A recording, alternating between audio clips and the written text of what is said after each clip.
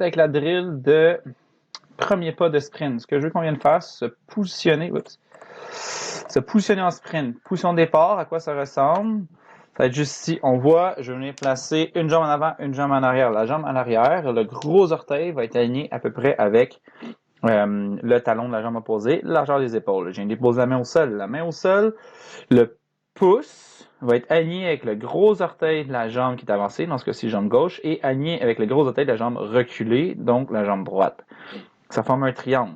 De cette position-là, ce que je vais venir faire, c'est déposer ma main, mettre tout le poids sur ma main et loader mes ischios on se positionne et on vient lever les fesses. Quand je lève les fesses, c'est comme un élastique. Je viens étirer, surcharger ces muscles-là des ischio-jambiers pour quand je les relâche, j'explose.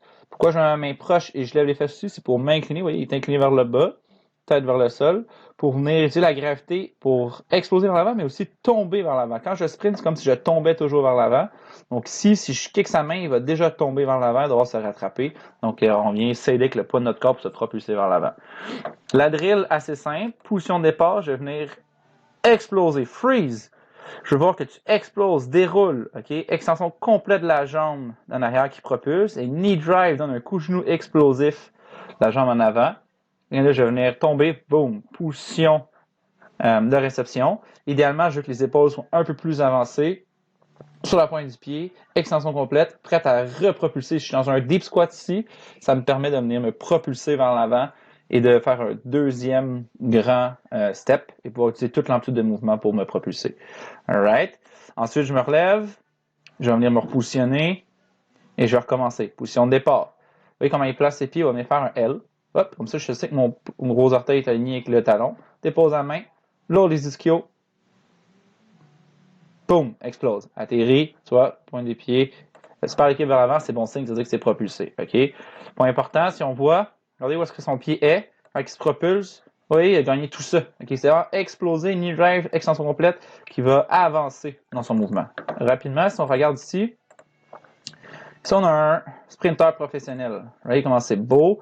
Lui, c'est un peu différent, il a 2 mains au sol et les pieds sur les blocs. Mais regardez comment il va décoller. OK?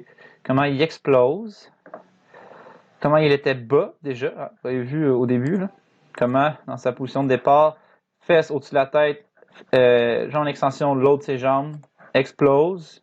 Et là, on a positionné ses mains différemment. Nous, on explose dans Superman Punch, mais lui, c'est les 2 mains sur le sol. Et là, regardez.